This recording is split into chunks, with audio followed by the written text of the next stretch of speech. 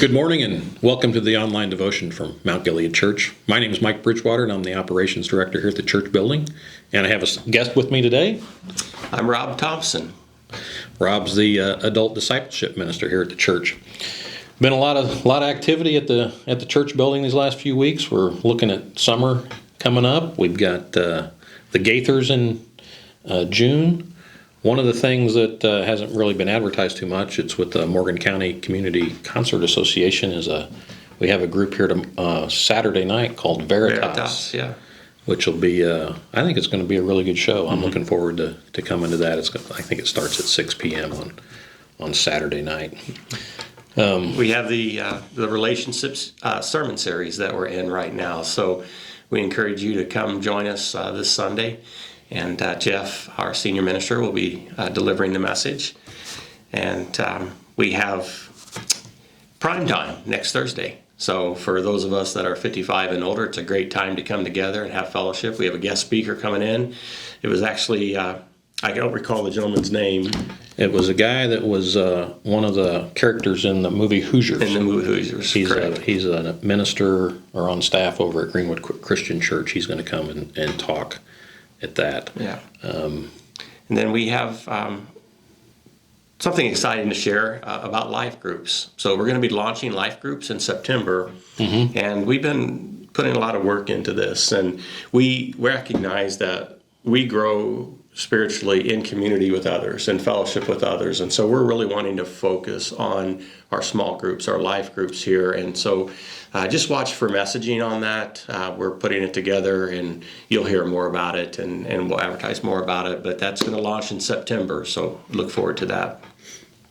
Okay, so Rob approached me probably 2 weeks ago, wanting to do a parable here on the parable show, and he wanted to do the parable of the guy who builds his house on a solid foundation or a sandy foundation.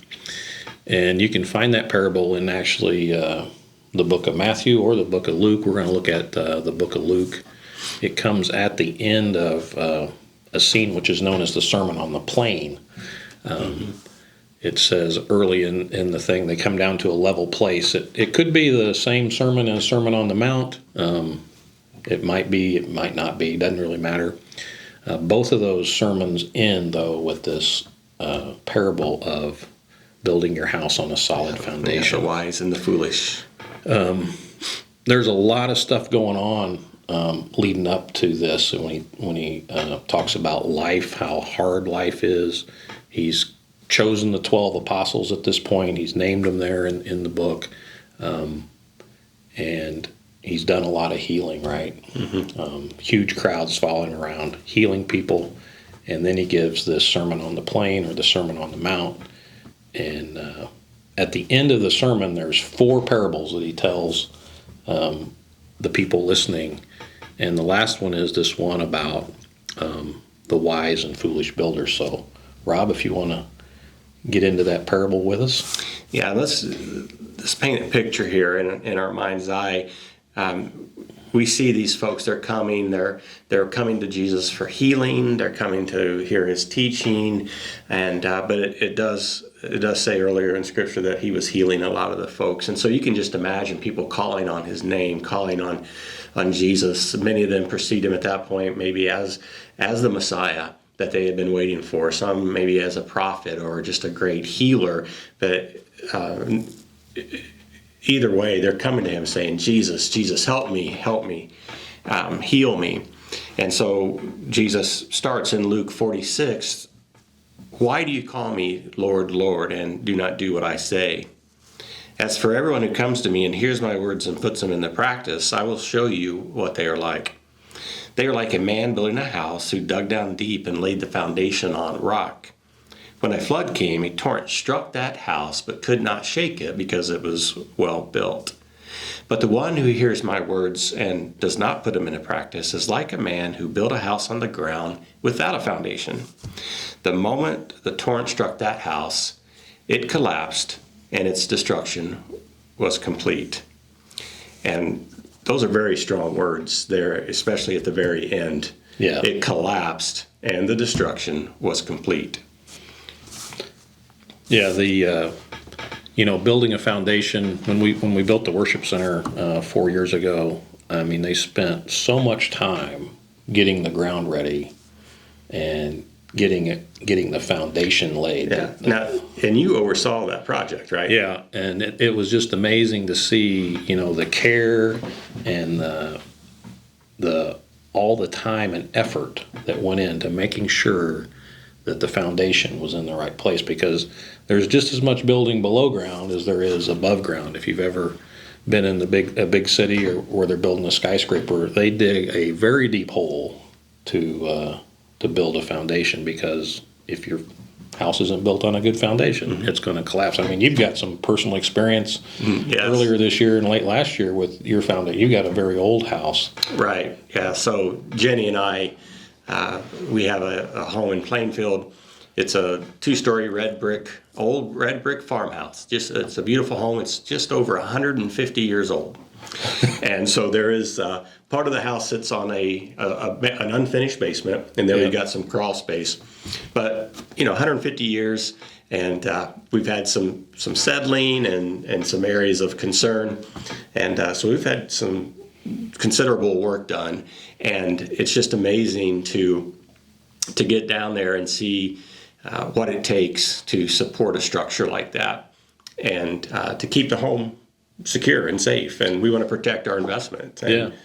And that's what it says here. It's they are like a man building a house who dug down deep and laid the foundation on rock. That's a picture of work. You're doing some hard work to put that to dig a deep foundation and build your house on that. And building your house and your faith on Jesus is not easy. There are lots of things in this world, these torrents that they talk about, these struggles in life. So what would be a torrent in your life today? Oh, there's or in all someone else's life. There's all sorts of things that people deal with, on a daily basis. It's you could be in legal trouble. You could have financial trouble. You could have health issues. There's so many torrents that can hit you from all different sides. And then some of the ones that we've faced in recent months. We've experienced a lot of loss here within our church family, and those are difficult times. And we need to have that solid foundation to give us the support. Yep. That we need. It reminds me too, we talk about the foundation, but I love how Jesus starts out by, why do you call me Lord, Lord, and then you just don't do what I say. Right. I talked about this previously about somebody that I was working with at a previous church who was having some struggles, and I shared this scripture, hoping he would see. The guy was a contractor. And I thought, well, he knows all about foundations and building a foundation. And I was wanting to get the point across to him that he wasn't doing what Scripture tells us to do. He wasn't doing what Jesus wants him to do. And but we were all guilty of this. Yeah. It's in my effort to try to get this guy to see. I came to the realization, I was like, well, wait a second, what about me? Yeah. Am I doing what I'm called to do? Yeah, I think an illustration, from my life is I used to have a couple little schnauzer dogs, Clark and Ed, and I'd put the leash on them and I'd take them outside and take them for a walk. And it wasn't because I, wanted to punish them that I'd put the leash on them. It was because there'd be cars going by, there'd be things, and they'd get distracted and they could run out and get run over by a car. And that's what Jesus says when he says, take my yoke upon you. He's not wanting to put a yoke on you to limit you. He's putting that yoke on there because he cares for you and he loves you and he wants the best for you. And well, the same could be said for the rod and the staff. Yeah. The rod and the staff. But you see David in Psalm 23, where David says, your rod and your staff, they comfort me. Right. And that's what the heart of this parable gets down to is obedience. Is obedience to Jesus is what he demands. And one more piece of scripture that I relate this to is found in James chapter 1, starting in verse 22, where James is saying, do not merely listen to the word. So don't just listen to the word and so deceive yourselves. Do what it says. He goes on to write, anyone who listens to the word but does not do what it says is like someone who looks at their face in the mirror and after looking at themselves goes away and immediately forgets what they look like. But whoever looks intently into the perfect law that gives freedom and continues to do it, continues in it, not forgetting what they have heard, but doing it, they will be blessed in what they do. And then he goes on to write, those who consider themselves religious and yet do not keep a tight rein on their tongue, they deceive themselves and their religion is worthless.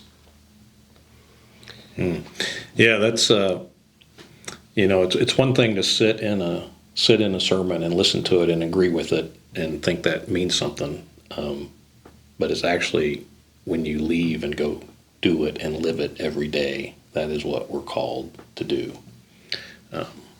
Another tough teaching in a parable for us. Where are the fun parables at, Rob? This one is fun. This one is fun? If you do what you're supposed to do, yeah, then you're going to have a strong house built on a solid foundation. Yeah, that's true. And there's a lot of fun in that. So there is a lot of fun. There's joy and rejoicing and good things that come from building your life on Jesus Christ. Yeah, and one way to do it is to be faithful and to serve, to get involved, to be part of community.